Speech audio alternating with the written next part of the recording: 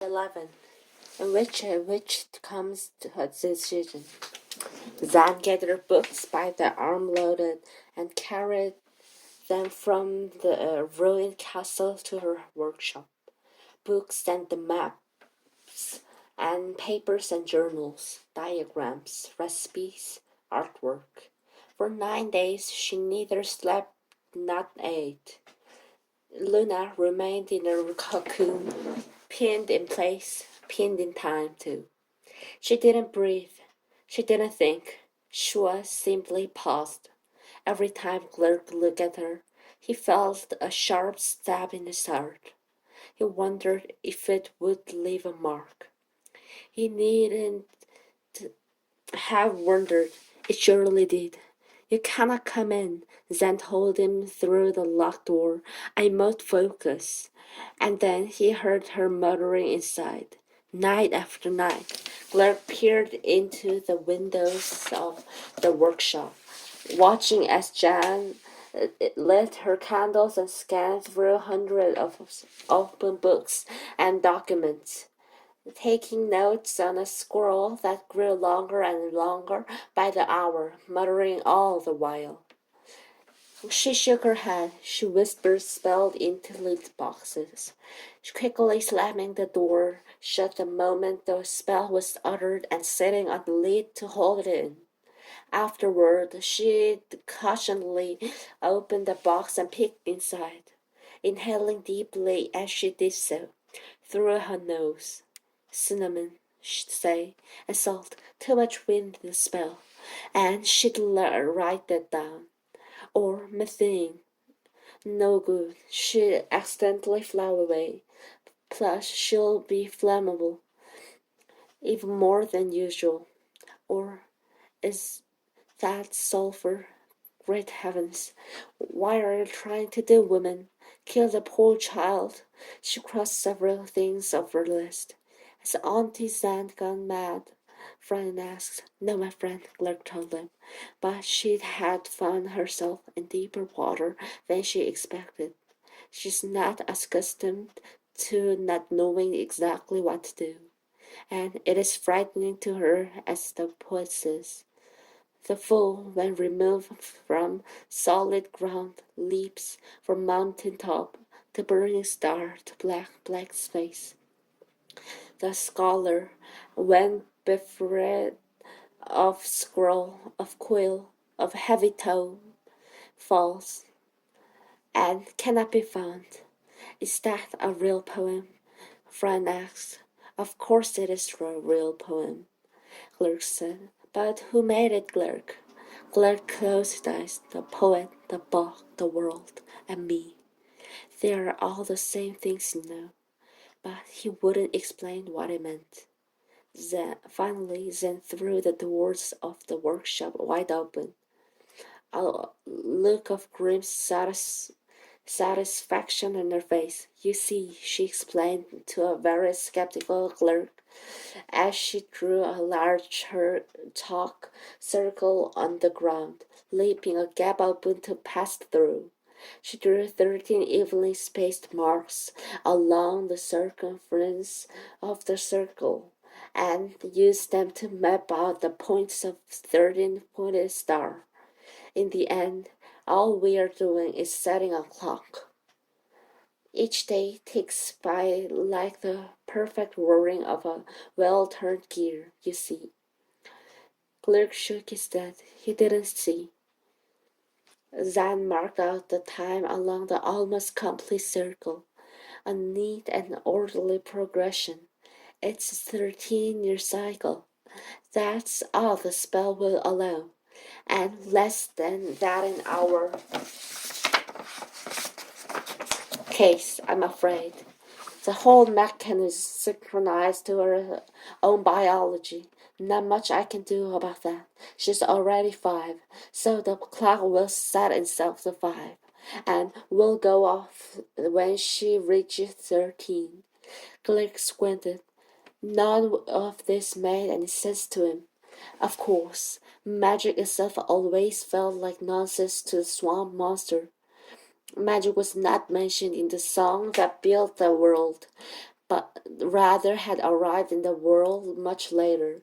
In the light from the stars and moon, magic to him always felt like an interloper, an uninvited guest. Clark much preferred poetry. I'll be using the same principle as the protective cocoon that she sleeps in. All the magic is kept inside, but in this case, it'll be inside her, right at the front of her brain, behind the center of her forehead. I can keep it contained and tiny, a grain of sand. All the power in a grain of sand. Can you imagine? Gluck said nothing. He gazed down at the child in his arms. She didn't move. It won't, he began. His voice was thick and cleared his throat and started again. It won't ruin things, will it? I think I rather like her brain. I would like to see it unharmed. Oh, Piffy, Zen admonished. Her brain will be perfectly fine. At least I'm more than fairly sure it will be fine. Zan! Oh, I'm only kidding. Of course she will be fine. This will simply buy us some time to make sure she has the good sense to know what to do with her magic once it is unleashed. She needs to be educated. She needs to know the contents of those books there. She needs to understand the movements of the stars and the origins of the universe and the requirements of kindness. She needs to know mathematics and poetry. She must ask questions. She must seek to understand. She must understand the laws of cause and effect and unintended consequences. She must learn compassion and curiosity and awe. All of these things we have to instruct her, Clerk.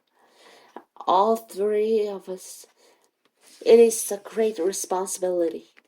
The air in the room became suddenly heavy. Zan grunted as she pushed the chalk through the last edges of the 13-pointed star. Even Glurk, who normally wouldn't be affected, found himself bone sweaty and nauseous. And what are about you? Glurk said.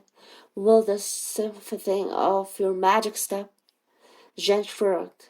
It will be slow, I expect. She pressed her lips together, little bit by bit and by bit, and then she will turn 13 and it will flow out of all at once. No more magic. I will be an empty vessel with nothing left to keep these old bones moving, and then I'll be gone. Zan's voice was quiet and smooth, like the surface on the swamp, and lovely, as the swamp was lovely. Clark found an ache in his chest. Zan attempted to smile.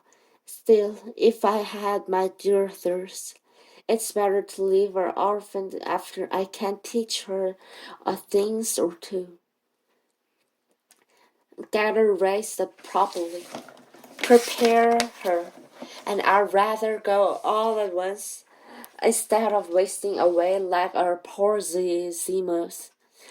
This is already sudden, Clerk said. His eyes had begun to itch, even when it isn't. He wanted to clasp Zanny in his third and fourth arms, but he knew the witch wouldn't stand for it. So he held Luna a bit little closer instead. As Zan began to unwind the magical cocoon, the little girl smacked her lips together a few times and cuddled in close to his damp chest, warming him through.